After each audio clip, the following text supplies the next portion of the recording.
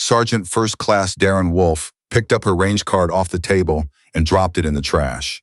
He did it in front of 7 people. He didn't look at her when he did it. He just reached over, took the card she had spent 40 minutes completing, and let it fall into the metal bin beside the door, like it was a coffee cup wrapper. "We don't need a performance review from the peanut gallery," he said. "Find somewhere to be that isn't here." Nobody in the room laughed. It was quieter than laughter, quieter and in its own way more damaging. The kind of silence that agrees. Her name was Tess Harmon. She was 31 years old, and she had been standing in that room for exactly 11 minutes. She didn't say anything. She didn't reach down for the card. She stood where she was, for one more moment, looked at Wolf with an expression that contained nothing readable, and walked out. The door closed behind her without a sound. That was Tuesday morning at Forward Operating Base Candle, a sprawling Canadian-American joint operations post pressed into a valley in Helmand Province, where the wind came off the mountains with a kind of personal hostility, and the dust got into everything regardless of how well you sealed it out. The base existed primarily as a staging point for special operations units rotating through southern Afghanistan, which meant that at any given time, it was populated by people who had very high opinions of their own competence and very little patience for anyone who hadn't demonstrated the same. Harmon had arrived on the early transport, alone, carrying a hard case and a kit bag that together weighed nearly as much as she did.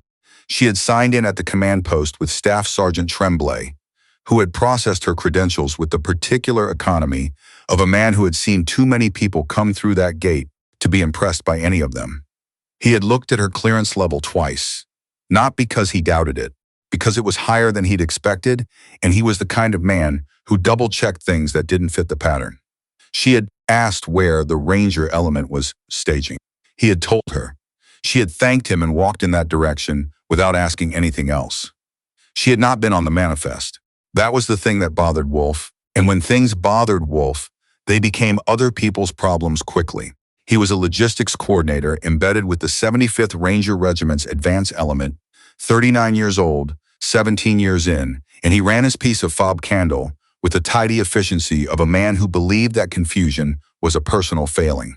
When Harmon appeared in the planning room, without prior notification and without a name on any document he had prepared, he had reacted the way he always reacted to things that didn't fit the system he'd built. He had removed the anomaly. Except anomalies don't always stay removed. And the thing about Tess Harmon that nobody in that room understood yet was that she had been removed from rooms before. More rooms than any of them would have believed. She had been walking into and out of rooms where she wasn't expected for 8 years, and she had learned a long time ago that the rooms always looked different on the second pass. The mission briefing was scheduled for 0900. By 0845, the planning room held 9 operators from the Ranger element, 2 intelligence officers from the Canadian Forces Joint Operations Command, and 1 tall, quiet Ranger Major named Deschamps, who had the specific bearing of a man who had stopped needing to prove anything to anyone several years ago, and now only cared whether the work got done correctly. Deschamps had 22 years of service. He had been in rooms where the plan fell apart and rooms where it held, and he had learned to tell the difference between the two by reading the people in the room rather than the plan itself. He noticed that Harmon was not there. He noticed this the way he noticed most things, without visible reaction, just a quiet internal cataloging. Then he looked at Wolf and said, "Where's the contract precision element?" Wolf didn't answer immediately. Something moved behind his eyes. "The incoming personnel listed as precision support," Deschamps said, not raising his voice. "Arrived this morning. Where are they?" "Sir, there was no one on the—" "She was credentialed directly through SOCOM," Deschamps said in the same even tone. "Her clearance bypasses the local manifest. That's not an anomaly. That's the protocol." He looked at Wolf for another moment. "Find her and bring her back to this room before this briefing starts." Wolf found her outside, sitting on a concrete barrier near the motor pool, looking at the mountains. She had her kit bag open on the ground beside her and was doing something with a small notebook, writing in it with a mechanical pencil. When Wolf appeared in front of her, she looked up. He told her she was cleared for the briefing room. She closed the notebook, picked up her kit, and followed him back. The room did not exactly welcome her. That would be too strong a word. But it arranged itself around her presence in the way rooms do when something unexpected has entered them, and nobody is quite sure how to categorize it yet. There were looks, not hostile looks mostly, more the quick sideways assessment of people who are trying to gather information without appearing to gather it. Who is she? What is she doing here? Does someone want to explain? She took a seat near the back wall and set her hard case on the floor beside her chair. Deschamps acknowledged her with a nod that was professional and nothing more, then turned to the projection screen. The briefing concerned a compound 8 kilometers into the valley system north of Candel. 3 days ago, coalition surveillance assets had confirmed the presence of a high-value target inside the compound, a logistics coordinator for a network that had been responsible for a series of attacks on coalition supply routes over the preceding 18 months. The target had been tracked to this location through a chain of intelligence that Deschamps described as solid but time-sensitive. The window for action was 48 hours at the outside. The problem was the terrain. The compound sat on elevated ground at the base of a ridgeline, surrounded on 3 sides by open terrain that offered no natural cover for an approach. A direct assault would leave the team exposed for nearly 500 meters before they reached the outer wall. The only viable approach required a suppression element engaging the compound's elevated guard positions from a distance that made standard sniper qualification insufficient. The primary observation post on the south face sits at an effective height advantage of 30 meters over the open approach ground, Deschamps said. At 1,200 meters from our proposed overwatch position, in the wind conditions this valley produces, we need someone who isn't guessing. He paused. That's why she's here. 11 heads turned toward the back of the room. The silence lasted about 2 seconds. Then from the second row, a Ranger Staff Sergeant named Bird, 27 years old, 2 tours, the kind of confident that comes from not yet having been wrong about anything important, said, with careful politeness, "Sir, what's her verified range qualification?" It was a reasonable question. It was also not entirely a reasonable question, and most of the people in the room understood both of those things simultaneously. Deschamps said, "Ask her." Bird turned to look at her directly. "Ma'am, what's your verified range record?" She looked at him. 1,460 meters. Confirmed engagement. Night conditions, variable wind. The pause that followed had a specific quality to it. Not disbelief, exactly.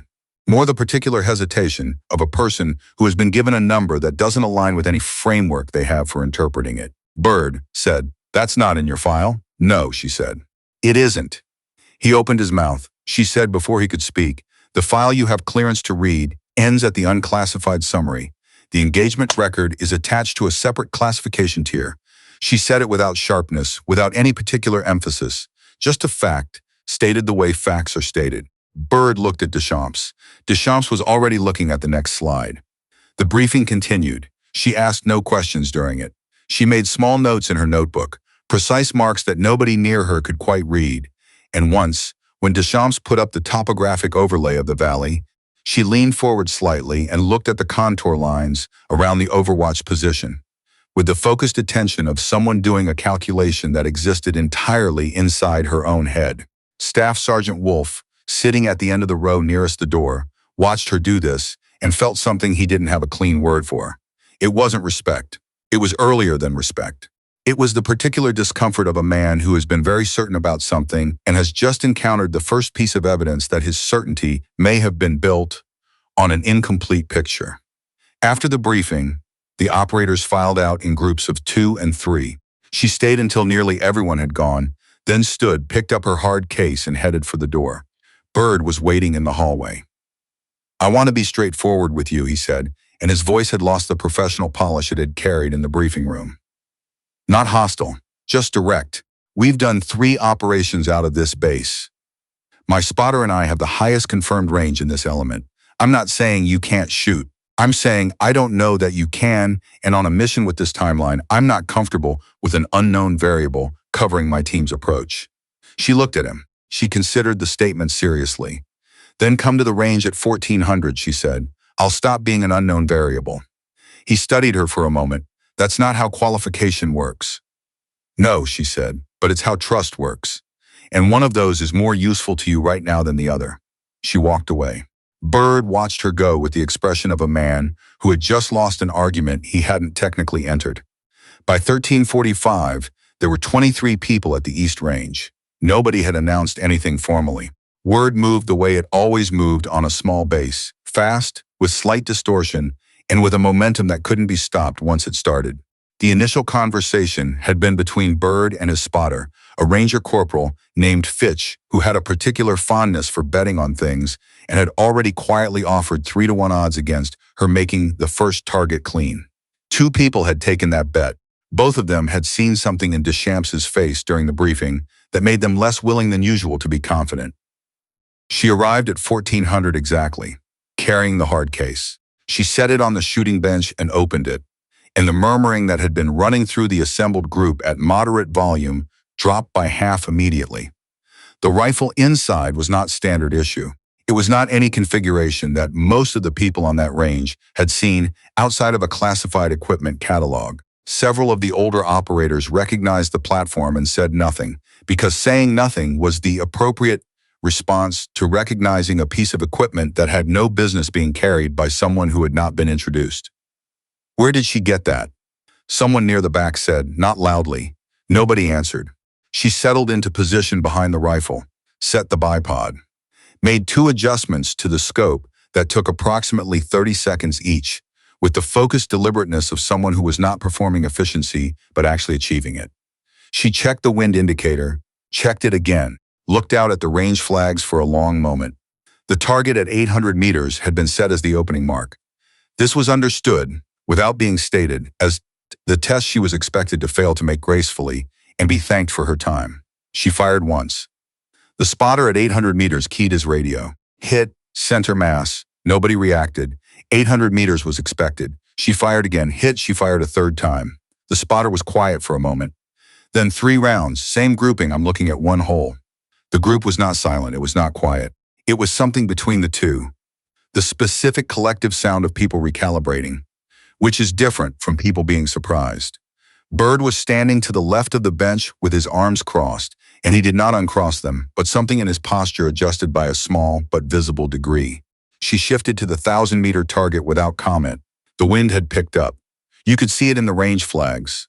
Not a consistent push, but an irregular movement. The kind that makes compensation a continuous process rather than a fixed calculation. She watched the flags for nearly a minute. Nobody in the group said anything, which was itself a kind of acknowledgement. Silence on a military range for a person who arrived the way she arrived is not the default setting. She fired, hit, fired, again, hit, fired a third time, and the spotter's voice came back over the radio with a measured quality that hadn't been there before. Grouping at 1,000, consistent with the previous target, a pause. In this wind, Fitch, who had 3-to-1 odds against a clean first target, was already doing quiet math. The 1,200-meter target was where everything changed, not because of what she shot, because of what happened in the group before she shot. The quality of the silence shifted. The silence before had been the silence of people waiting to be proven right. This was the silence of people who were no longer certain about the framework they'd been using to evaluate what they were seeing and who had not yet built a new one. She looked at the 1,200-meter target for a long time. She checked the wind twice more. She made a small adjustment to the scope. Then she went completely still, and the group of 23 people went still almost in the same moment, without knowing why, the way groups of people sometimes respond to a stillness that has a particular quality of intent behind it. She fired. The wind gusted at exactly that moment, a hard lateral push that should have moved the round several centimeters offline at that distance. Hit, said the spotter, a pause. Dead center. Bird unfolded his arms. It was a small movement. The people nearest him noticed it. He reached over and picked up a spotting scope from the equipment table and looked through it at the 1,200-meter target, and he held it to his eye for a long time. When he lowered it, his face was not the face of a man who had been shown something that annoyed him. It was the face of a man who had been shown something he didn't have adequate context for and was trying to build the context in real time. He looked at her. She was already adjusting the scope for the next distance. A distance nobody had posted a target at because nobody had thought it would be necessary. How long, he said. It came out quieter than he intended. Have you been doing this? She didn't look up from the scope. Long enough, she said. There is a specific kind of professional humility that only emerges in people who have been doing hard things for a long time, and it looks nothing like the humility of people who lack confidence. Bird had that humility. He had earned it over 2 combat tours and 3 years of shooting at ranges that would have made most soldiers quiet and careful. And in that moment, looking at a 1,200-meter target through a spotting scope, he felt the particular sensation of a person whose professional baseline has just been moved without permission. He put the spotting scope down. He said nothing, but he stopped standing the way he had been standing when she arrived. The money that had changed hands in quiet arrangements before the range session was no longer being discussed. The jokes that Wolf had made when she first appeared, the sharp-edged jokes, the ones with weight in them, had been folded up and put somewhere they would not be examined again that day. But nobody yet understood the full shape of who she was. Nobody knew about the calls she'd received at hours when the world was dark and still, from commanders who needed something done that couldn't be left undone. Nobody knew about the missions that appeared in no searchable record. The operations where the difference between outcome A and outcome B had been a single round fired by a single person from a position that was never noted in any official document. Nobody knew that for 8 years, Tess Harmon had been present in the decisive moment of more operations than she was permitted to describe to anyone with a clearance level below a number that most of the people on that base would never reach. Wolf was standing at the back of the group. His jaw was set. He had his hands in the pockets of his jacket. He was not the same Wolf who had dropped her range card in the trash can that morning. Not externally, not yet. But something internal had shifted, and the shift had the specific quality, something that cannot be shifted back. He had dropped the range card in front of everyone. He was thinking about that. Deschamps walked through the group toward the bench and stood beside her. As she began breaking down the rifle for transport, he looked at the 1,200-meter target through his own spotting scope and was quiet for a moment. "Tomorrow night," he said, "full mission planning review at 2100. I need you in the room." She nodded. "I'll need your full credentials on file," he said. "Whatever tier is required, I'll get authorization tonight." She reached into the kit bag without hurrying and produced an envelope, sealed. She handed it to him. He looked at the classification marking on the front, and something moved in his expression, a brief, controlled reaction that Bird, standing close enough to see it, could not immediately interpret.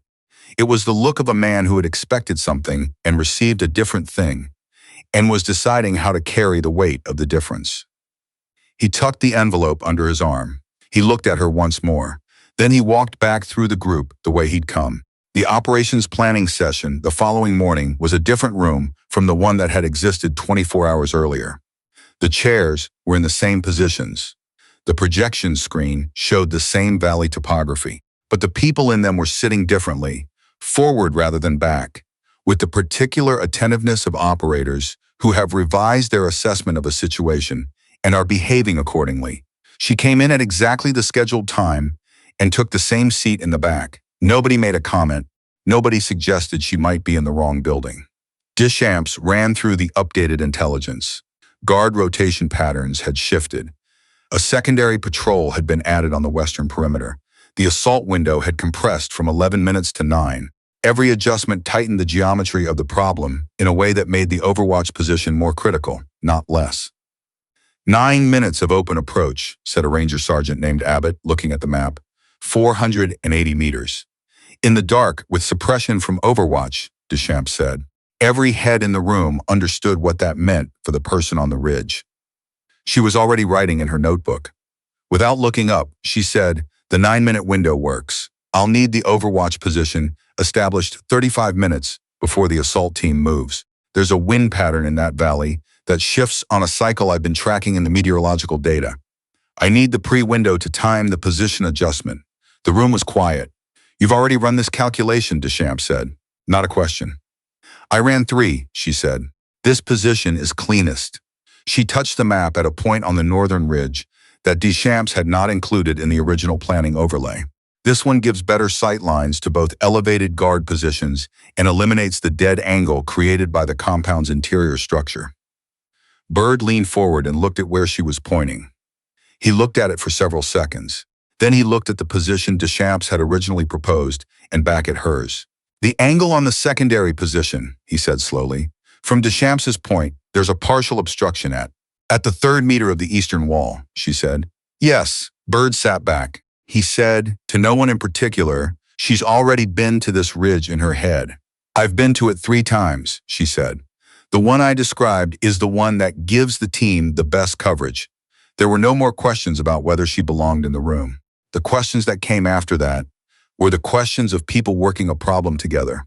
Range compensation for variable altitude, communication protocols, contingency triggers if the patrol timing deviated from the pattern. She answered each question with the same quality of precision, specific, technical, without decoration.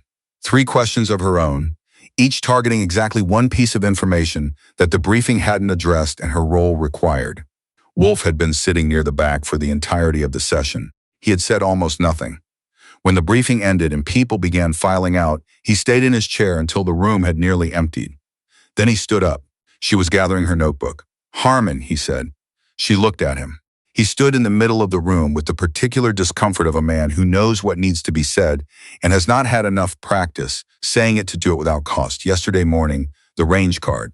He stopped, started again. "What I did was wrong. What I said was wrong. I want you to know I understand that." She held his gaze for a moment. Quiet, direct, not cold, not warm, just present. "Okay," she said. "Okay," he said, and the word had the weight of a man who expected to feel better after saying it and didn't, quite, because he understood the accounting. The action had been public, the apology was private. Those things were not the same. He was still working out what it would take to make them the same, and he understood that working it out was his problem, not hers. She left. He stood in the empty room for a moment, and then he went to make sure the helicopter maintenance logs were current, because that was something he was in charge of, and it needed to be done. The hours between the planning session and the operation had the specific texture that everyone who has been through them knows, and nobody can quite describe to someone who hasn't. Not fear. Fear disperses. This was focus made physical. Something that moved into the body and adjusted the way everything felt. The weight of equipment, the sound of voices, the quality of silence. She spent the afternoon in preparation that was meticulous and quiet and entirely her own. Equipment check, ammunition, mental rehearsal of the sequence, approach to the ridge, position establishment, sightline confirmation, wind reading, communication rhythm. Bird found her near the armory at 2100 and stood beside her without saying anything for a moment. "Can I ask you something?" he said finally. "Yes." "How many times has a room done what this one did?" "Yesterday morning." In the planning room. She considered the question in the same way she considered all questions, completely, without evasion, without hurrying the answer to a place that felt less complicated. "Enough times that I stopped counting," she said. Bird was quiet. "And you still showed up every time." "The mission doesn't know what the room thought of me," she said. "The team's exposure on that approach doesn't care. The shot either lands or it doesn't. Everything else is noise." Bird looked at the wall. "I was one of the people producing the noise," he said. "In the planning room. I want you to know I know that." She looked at him. Something in her expression was not warm exactly, but it was real. The particular directness of a person deciding to give something rather than withhold it. "We're good, Bird," she said. "Cover the left flank on the approach and we're good." He almost smiled. "I was going to do that anyway." "I know," she said. "That's why we're good." He walked back toward the quarters with the particular lightness of a man who had put something down that had been getting heavier all day and hadn't realized how heavy it had become until he set it on the floor. At 0130 hours, the helicopters lifted off from Fob Candle in the dark. She sat with her hard case across her knees and her eyes closed. Not sleeping, rehearsing. Bird was across the fuselage and caught her eye once, briefly, and gave her a nod that had no performance in it. She nodded back. The insertion point was 4 kilometers from the ridgeline. She moved uphill through the dark at a pace that the support element, a Ranger private named Watts, 22 years old, exceptionally fit, exceptionally quiet, kept without visible difficulty, but not without effort. He had been told before the mission that he would carry half her equipment to the ridgeline base and return to the extraction point, and he had agreed to this with the professional neutrality of a soldier who has learned not to assume what an assignment will actually be until he is doing it. He had not expected the way she moved through darkness, not faster than him, not dramatically different, but with a quality of certainty about the ground under her feet that made the terrain feel navigated rather than negotiated. Like she had already been to this ridge and was simply returning. At 0244 hours, she reached the base of the ridgeline and turned to Watts. "This is where you leave me," she said quietly. He set down the equipment he'd been carrying. She transferred it to her pack with the efficiency of repetition, many times. In the dark, in other valleys. "Good luck," he said. "Wait at the extraction point," she said. "Don't move regardless of what you hear." She went up alone. At 0229, her voice came over the encrypted command net. Calm, completely level. Ghost position established. Sight lines confirmed. Overwatch is live. In the staging area 480 meters from the compound outer wall, Bird released a breath he hadn't been tracking. Deschamps pressed his radio. "Copy, Ghost, assault team, standby." The first 8 minutes were clean. The team moved across the open ground with the controlled efficiency of operators at their highest function, and she tracked them through the scope while simultaneously holding the elevated positions on the compound's south and east faces. 8 minutes and 12 seconds into the approach, the south face guard changed position without following the rotation pattern that intelligence had mapped. He moved to the edge of the observation platform and stopped there, looking out over exactly the ground the team was crossing. "South face observation post," she said over the radio. Her voice was the same voice she'd used to establish position. No change in it. No elevation, pure information, unscheduled movement. "He has a sight line to the team's current position."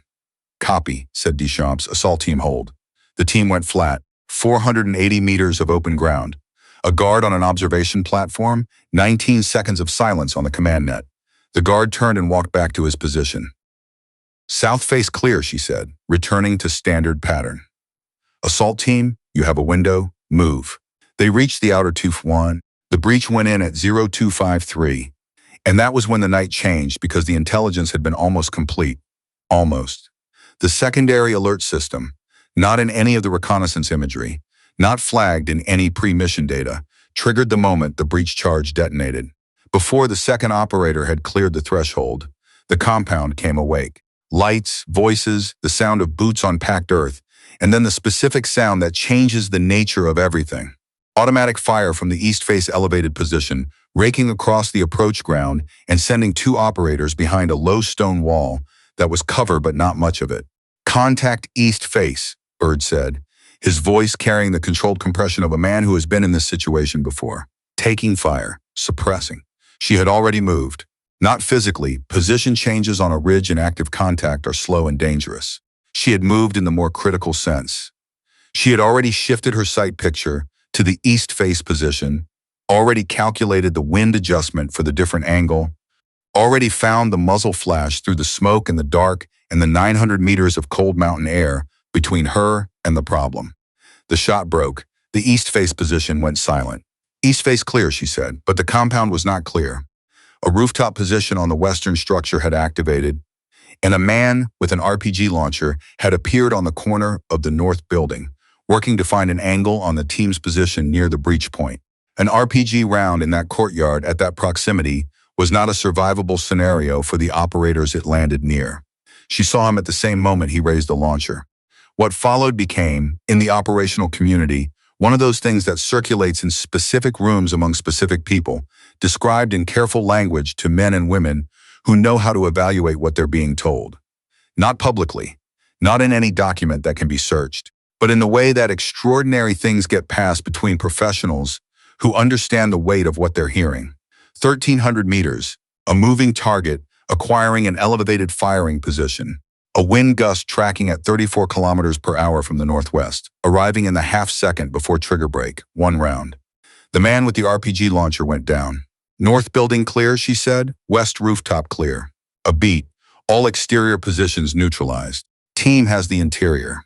In the command post at Fob Candle, the radio operator, 23 years old, 2 months at the base, looked at the communications panel with an expression that did not belong on the face of a soldier performing a professional function. He looked at Deschamps. Deschamps was looking at the tactical display. "Sir," the radio operator said, not quite knowing why he was saying it, the words arriving before he had formed, the thought behind them, "Who is she?" Deschamps looked at him for a moment. "She's the reason your people are coming home tonight," he said. "And that's the most of it you're going to know." At 0317 hours, Bird's voice came over the net. "We have the target, ambulatory, we are moving to exfil."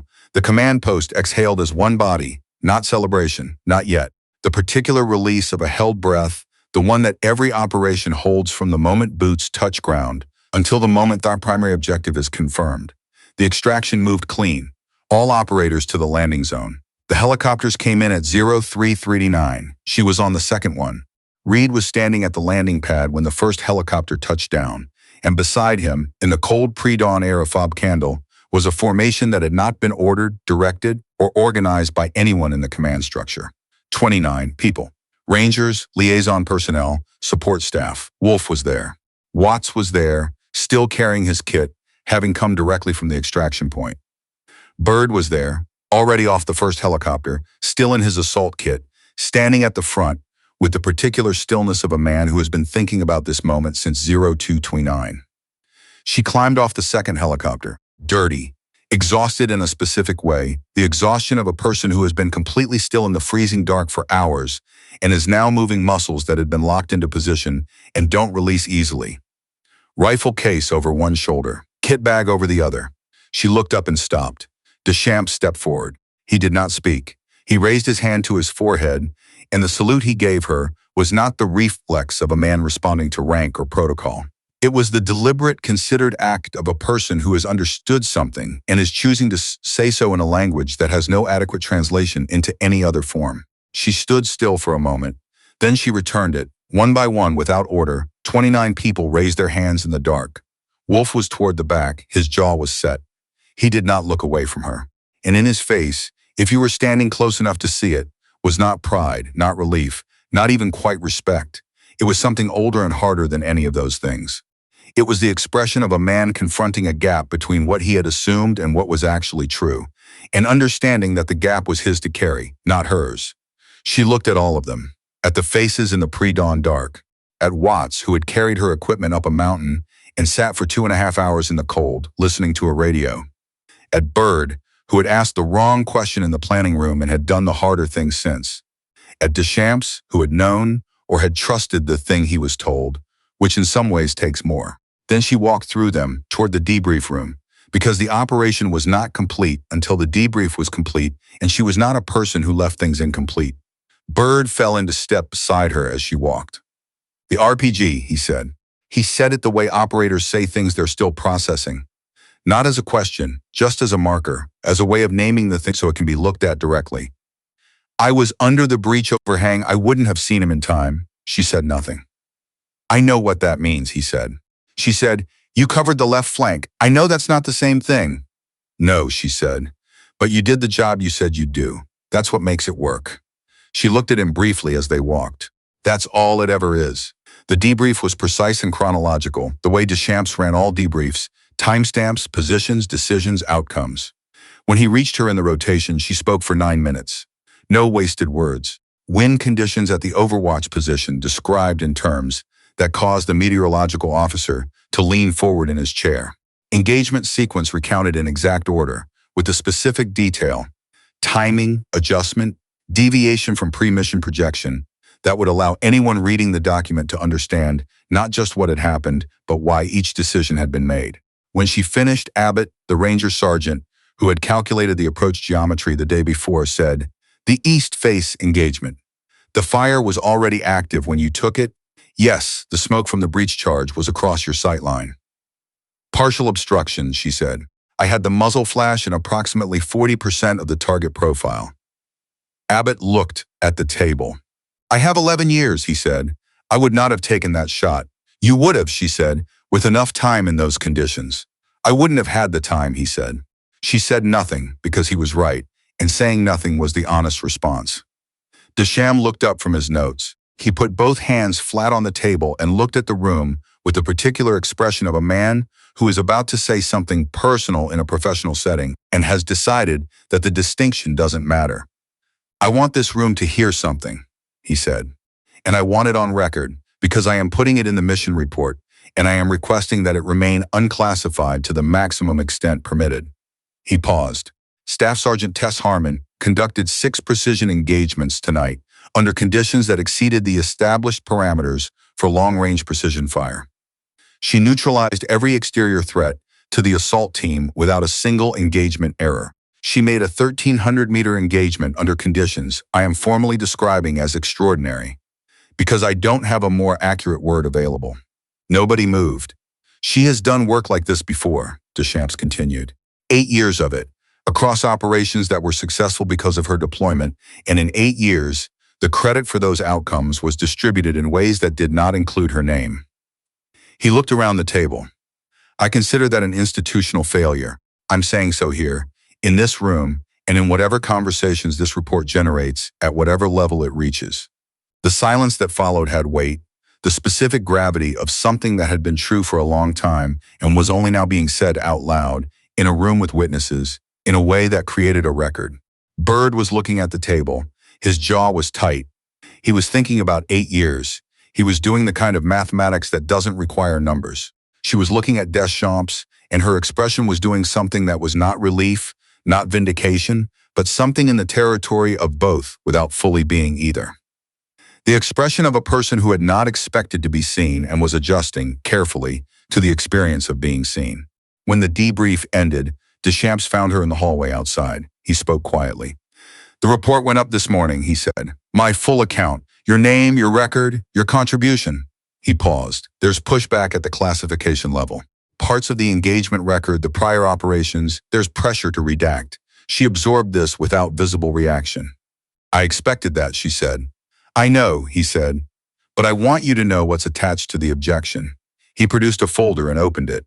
Inside was a stack of signed statements. Every operator on the mission, plus Wolf, plus Watts. 31 signatures, he said. Not because I asked for them, because when I explained what was happening, the answer was immediate. She looked at the folder. She didn't take it immediately. She looked at the signatures on the first page, and something happened in her face that was very quiet and very significant.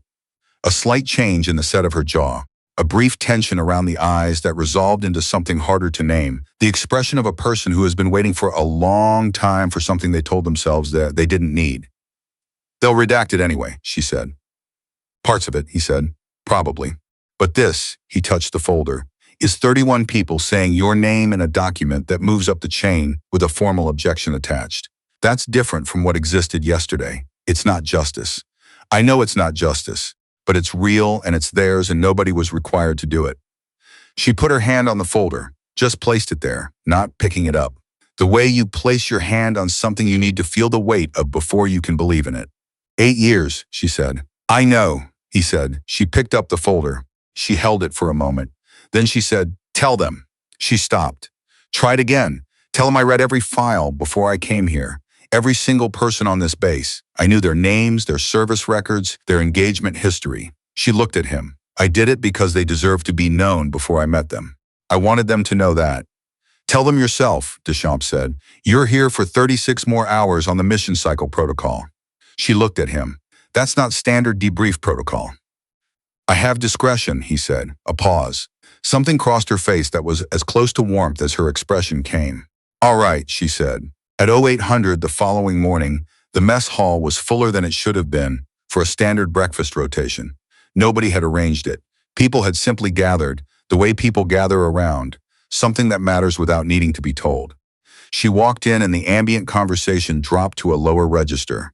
Not silence, not ceremony, just the natural quieting that happens when a room recognizes someone. Deschamps pulled out the chair beside him. What followed in that room over the next 2 hours would not appear in any official document. It would not be classified or redacted or formally acknowledged in any form. But it would be carried by everyone present for the rest of their careers with a clarity that the documents would never quite achieve. Abbott started it. He set down his coffee, looked at her across the table and said, I want to understand something. The first operation you ran where you did what you did last night and nobody knew, what was that like? The table went quiet. She looked at him. She looked at the question underneath the question. The first time, she said slowly, that the outcome was what mattered. The people who came home. A pause. And that was true. It is true. Another pause. But true things can be incomplete. She looked at the table. I was 23 years old. I was alone on a ridgeline, and I had just done something that I knew had changed the outcome of an operation.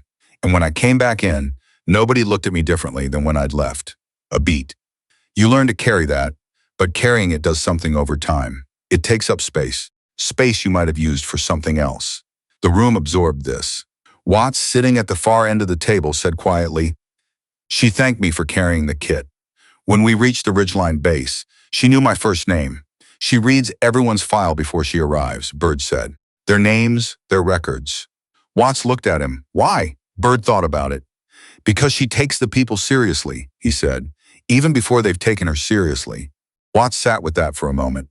Then he looked at her directly. "I want you to know that I spent 2.5 hours at that extraction point listening to you work," he said.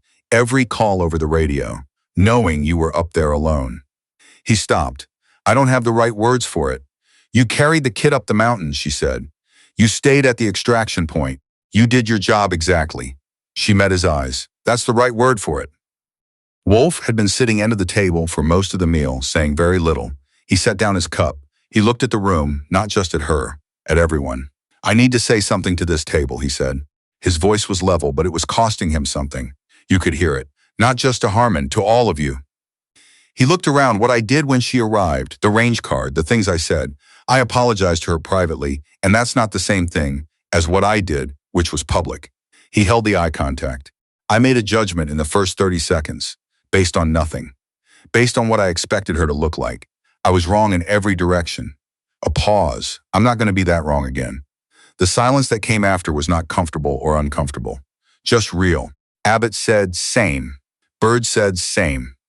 And Deschamps said quietly, "That's the lesson. That's the one that travels further than any debrief." He looked around the table. "The 30-second evaluation we do when someone walks in a room is a habit. And like any habit, it can be right or it can be catastrophically wrong. And the cost of being wrong about a person, of dismissing them before you've seen what they can do, is never paid by the person doing the dismissing. It's paid by the person being the dismissed." He paused. "She's been paying that cost for 8 years, on behalf of people who didn't know they were charging it to her." The room was completely still. She looked at Deschamps, then around the table, at Bird, who was looking at her with an expression that contained too many things to name cleanly, at Watts, sitting very straight, the way young soldiers sit when they are in the presence of something they don't want to miss, at Wolf, who was looking at the table with the focused attention of a man committing something to permanent memory. "I want to say something," she said. The table gave her the silence. "I have been—" She stopped, chose the words carefully, the way she chose everything. "I have spent 8 years being practical about the way things are, accepting the structure, telling myself that the mission outcome was enough." She looked at the coffee cup in front of her. "I am sitting here right now trying to figure out how to say honestly that this, a small gesture that included the room, the table, the people, the 2 hours, has been worth more to me than I allowed myself to expect." Nobody moved. When Abbott asked me what it was like, she said, "Nobody has asked me that before. In 8 years and across all of it, nobody has asked me what the experience was like for me." She looked at him. "That question cost you nothing to ask, and it meant more than I know how to properly account for." Abbott's jaw was set. His eyes were doing something that a ranger sergeant with his service record would not have named out loud, but that everyone at the table could see. "Then I should have asked it sooner," he said. "Everybody should have asked it sooner." At 05:45 the following morning, she came through the door of the accommodations block with her rifle case over one shoulder and her kit bag over the other, and walked toward the gate in the pre-dawn dark.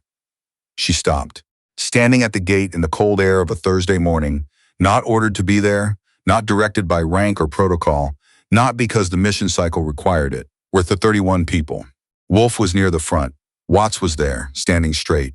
Bird was at the edge of the formation, with the particular stillness of a man who had been thinking about this moment for longer than the hours since he'd gotten up. Abbott, the liaison officers, 3 support staff who had been on the base during the operation and had not been part of it, but had been part of everything surrounding it in the ways that matter. She stood at the edge of the formation and looked at all of them. Deschamps stepped forward. He raised his hand. The salute he gave her in the pre-dawn dark of fob candle was different from the one he'd given her on the landing pad. On the landing pad, it had been immediate, reactive, the visceral response of a man who had just witnessed something extraordinary. This one had been thought about, chosen, given not in the heat of aftermath, but in the clear cold of a morning that had not yet asked anything of anyone. This one said, "We know who you are. We are choosing to say so." In the light. With witnesses, she returned it. 31 people raised their hands. She looked at all of them, at every face. at Watts, who was 22 years old and had carried a rifle case up a mountain in the dark and would carry this morning with him for the rest of his career. At Wolf, who had dropped her range card in the trash and was standing at the front of the formation with his hands raised and his eyes steady, paying a debt he understood was not yet fully paid, but was being paid in the only currency currently available. At Bird, who had asked the wrong question in a planning room and had answered it correctly every time since. Then she picked up her bags and walked through the gate.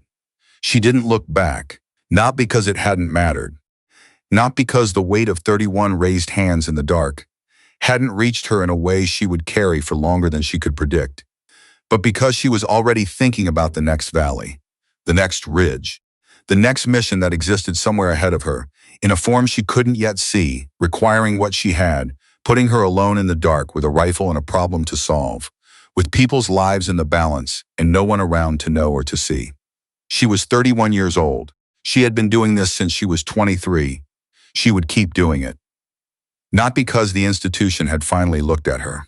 Not because 31 people had stood at a gate in the cold. Not because her name was now attached to an objection in a classified document somewhere in a system that had spent 8 years losing her on purpose. She would keep doing it because somewhere out there, in some valley not yet mapped on any briefing screen, there were people who needed what she could do. And she had never once found a way to walk away from that.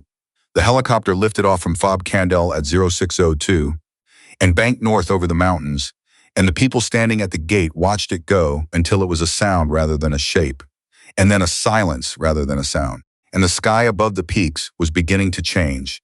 The particular dark blue that arrives before morning, the color the sky makes when it is deciding to begin again.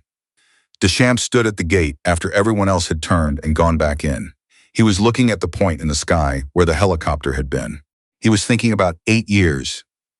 He was thinking about all the operations in those years where something had worked out in the hardest moment, and the official record had never explained why, and the credit had gone somewhere it didn't originate, and a single person had walked back in from a ridge with a rifle case over her shoulder and signed out and caught the next transport and done it again. Bird came to stand beside him. They stood there for a moment in the cold. "She knew my name before I introduced myself," Bird said. "Before I'd said a single word to her. She read your file," Deschamps said. "I know." Bird was quiet for a moment. "She took me seriously before she had any reason to. Before I'd given her any reason to." He looked at the mountains. "I didn't do the same." "No," Deschamps said. "You didn't." A pause. "But you know what you owe now." "Yep," Bird said. "I do." The base was waking up around them. The ordinary sounds of a morning on Fob Candle, generators, boots on gravel, the smell of the kitchen beginning to function, the machinery of the place continuing as it always did, steady and indifferent and real. Watts appeared beside Bird. He was quiet for a moment, looking at the mountains. "She said I was going to be good at this," he said. Bird looked at him. "She said that?" "At the gate, when she walked through. She looked at me and said, 'You're going to be good at this.'" He paused. "She knew my name too." Deschamps said nothing. He was still looking at the sky. Bird said, "She meant the whole job, not just the tactical piece." Watts was quiet. "I know," he said. "I know that's what she meant." They stood there until the light came fully over the mountains, the three of them, and the cold, and the ordinary, extraordinary machinery of a day beginning. And from that morning forward, at Fob Candel, no one who had been present at the gate would ever again decide who someone was before they had seen what that person could do. Not because a lesson had been taught, because something had been lived through. And the things that get lived through don't require repeating. They stay in the body. They change the way the eyes move when someone new walks through a door. The deadliest person in the room is not always the loudest, not always the one who arrives the way you expected, with the credentials visible and the rank announced. Sometimes she arrives on the early transport, alone, carrying a hard case and a kit bag, and she walks toward the gate in the pre-dawn dark with the unhurried certainty of someone who has already done the hardest thing and is ready to do it again. And the only question that has ever mattered is whether you're wise enough to see her for what she is before she has to prove it to you.